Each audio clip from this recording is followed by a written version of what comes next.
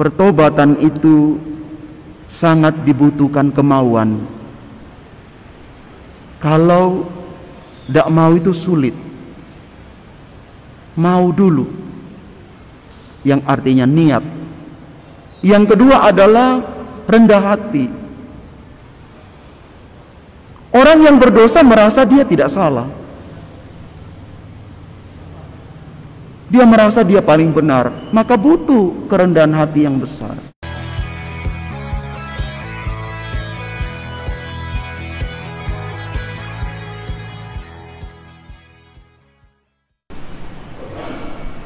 Bertobat atau pertobatan itu adalah kesiapsediaan kita untuk tinggalkan kebiasaan lama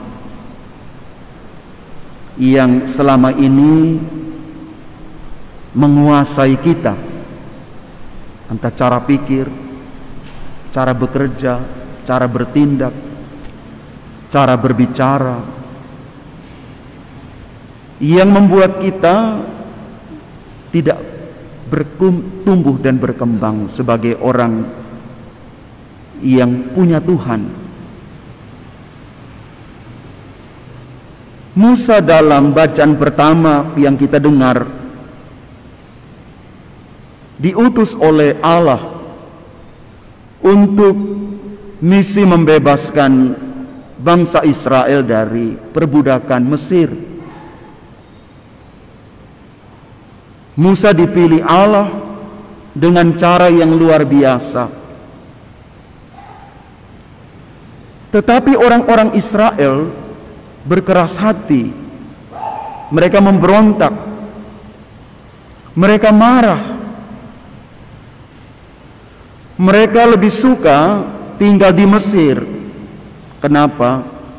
Di sana mereka bisa makan minum. Walaupun dibudak. Sekali lagi, mereka lebih memilih diperbudak habis-habisan oleh Firaun di Mesir dan tidak mau ambil langkah untuk satu pertobatan yang lebih baik dan benar. Di padang gurun mereka protes kepada Allah. Ada saja yang kurang di mata mereka. Memang benar, padang gurun adalah tempat yang sangat sulit. Mari kita bayangkan tidak ada pohon sama sekali. Hanya pasir, padang pasir yang terhampar luas di depan. Mereka marah, mereka protes, ingin kembali ke Mesir, biar kami diperbudak di sana, asal perut kami kenyang. Dari sini kita belajar bahwa kadang-kadang dosa itu enak sekali. Maka benar, kitab suci mengatakan roh itu kuat, tetapi daging itu lemah. Maka kadang-kadang saya pelintirkan, roh itu kuat, daging itu enak rek. Dan orang tidak mau keluar dari lingkaran itu karena mengenakan, menyenangkan. Dia tetap di situ, tidak mau move on dari dosa. Apa yang terjadi? Ternyata Allah itu tetap mengasihi mereka. Allah tetap membawa mereka sampai tanah terjanji Kanaan. Allah itu setia sampai akhir. Allah itu tidak pernah ingkar janji.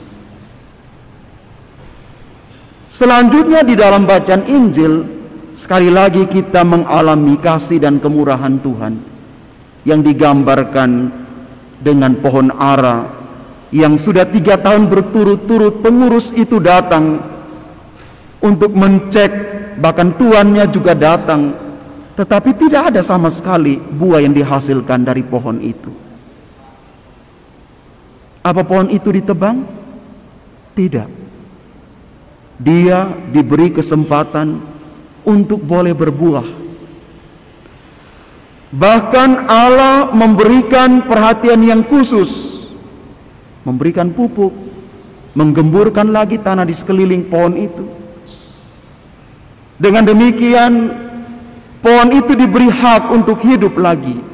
Mungkin tahun depan dia bisa berbuah. Maka dari situ kita belajar bahwa ternyata Allah itu berikan kita kesempatan. Dan di dalam bacaan kedua, Santo Paulus kepada jemaat di Korintus minta kita untuk belajar, dan orang-orang Korintus belajar dari para leluhur yang sudah salah di masa lalu, nenek moyang mereka yang telah berdosa, supaya mereka tidak jatuh pada dosa yang sama. Maka pesan firman Tuhan hari ini untuk kita, yang pertama, pertobatan itu sangat dibutuhkan kemauan. Kalau tidak mau itu sulit. Mau dulu, yang artinya niat. Yang kedua adalah rendah hati.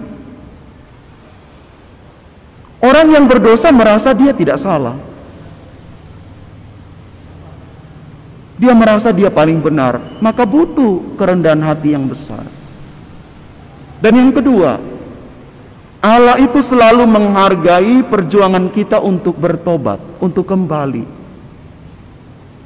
Karena itu dalam Injil dikatakan, Dia datang untuk memanggil dan menyelamatkan orang-orang berdosa supaya mereka hidup.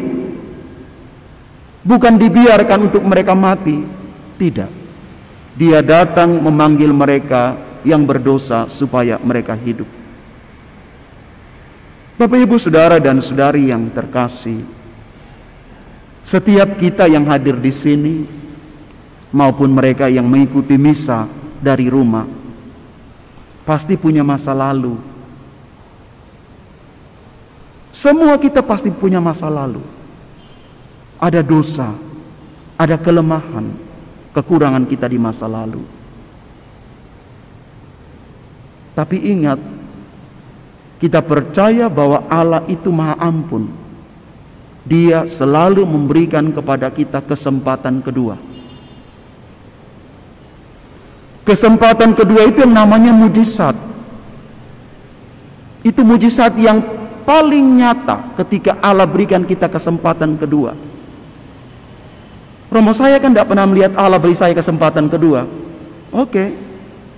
Ketika istrimu memberikan engkau kesempatan kedua untuk membaharui diri dan rumah tangga bertahan, itu mujizat.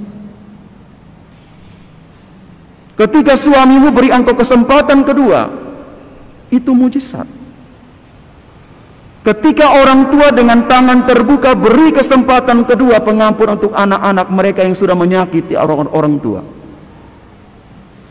Ketika anak-anak rela untuk memberi maaf untuk orang tua mereka, itu kesempatan kedua yang adalah mujizat dari Tuhan. Ketika pimpinanmu di tempat kerja berikan engkau kesempatan kedua, walaupun bandelnya minta ampun, sering telat, protes melulu, kinerjanya lemah, itu mujizat. Kadang-kadang orang bergerti mujizat artinya bangkitkan orang mati, tahirkan orang kusta, yang lumpuh bisa berjalan. Itu hanya bisa dilakukan oleh Yesus. Sekali lagi, hanya oleh Yesus. Tetapi yang kita alami tiap hari, yang namanya mujizat itu, yang sudah saya katakan tadi. Dan kepercayaan, kesempatan kedua, itu adalah kepercayaan dari Tuhan. Kalau Tuhan memberikan kita kesempatan kedua, artinya Dia percaya kepada kita. Kepercayaan itu, Bapak Ibu, sulitnya minta ampun. Orang yang percaya pada kita, apalagi Tuhan yang mempercaya kita, artinya Dia mengasihi kita. Bapak, Ibu, Saudara dan Saudari yang terkasih, bagaimana supaya kita betul-betul bertobat selama masa prapaskah dan seluruh hidup kita ke depan? Supaya tobat kita menjadi nyata, mari kita belajar untuk 3 hal. Tiap hari berdoa. Karena kita lemah, kita sering jatuh dan jatuh terus. Ada yang pengakuan dosa, nangisnya minta ampun, nangis tisu setengah dus, itu mungkin habis ya. Nangis, waduh, sampai saya kadang-kadang juga takut nangis berlebihan, nanti pikir Romo apain dia di dalam ruang pengakuan. Nangis, Romo, saya sudah salah, Romo. Lah pulang beberapa hari berikut berdosa lagi. Ulang yang sama, bahkan lebih kreatif dalam berdosa. Kenapa? Tidak ada niat. Dan ingat, iblis itu lebih cerdas daripada kita. Dia pandai untuk mengutak-atik kita. Dia tahu titik lemah kita. Karena itu jangan lupa berdoa. Tiap hari berdoa. Ada bertanya, Romo, kira-kira doa yang paling jos itu apa, Romo, kira-kira? Tidak ada doa yang paling mantap, manjur untuk menghalau dosa. Doa artinya duduk tenang, bicara dengan Tuhan. Jujur katakan, Tuhan, aku lemah di bidang ini. Aku lemah sekali di sini. Kok aku sering jatuh di sini? Itu doa. Tuhan bantu aku supaya aku bisa bertahan di situ. Yang kedua, belajar berbagi. Ketika orang berbagi, dia diberkati. Mau tobat, berbagi. Aduh, yang berbagi ini sulit sekali. Ada orang yang betul-betul, ini orang-orang ini sakit sembelit terus. Keras. Kayak di toilet tuh enggak tahu sejam, kan enggak keluar-keluar. Kayak macam keluar batu itu loh. Loh, kenapa? Memang sulit. Ada orang yang sulit sekali berbagi. Tapi dia merindukan orang memberikan kepada dia. Tuhan, berikanlah aku berkat, lawan kamu pelit. Wajah orang yang pelit itu jelas, kayak segi 4 aja. Sulit sekali. Tangannya sulit terbuka untuk orang lain, itu sulit. Pertobatan tidak akan terjadi pada orang yang pelit. Coba belajar berbagi. Ketika kita berbagi, kita diberkati. Dan yang terakhir, bersyukur. Kalau orang mulai bersyukur, maka dia menghargai setiap mujizat yang Tuhan berikan kepada dia setiap hari. Ada yang mengatakan, Allah cuma ini doang. Itu mujizat loh. Bangun tadi pagi, seger datang ikut misa, itu mujizat. Masih sehat. Omikron lewat. Masih kuat, masih bertahan. Coba perhatikan teman-teman kita yang lain, saudara-saudari kita yang lain. Melangkah saja sulit. Kita masih bersekutu di sini. Apa itu bukan satu mujizat yang luar biasa? Maka tiap hari syukurilah semua proses hidup, bukan protes. Maka saya mengakhiri renungan ini dengan satu kalimat yang saya suka. Dikatakan begini, bukan berapa kali kita jatuh di dalam dosa, tetapi bagaimana kita bangkit dari dosa-dosa kita. Sekali lagi, bukan berapa kali kita jatuh, tetapi bagaimana kita bangkit dari kelemahan-kelemahan kita. Tuhan memberkati kita. Amin.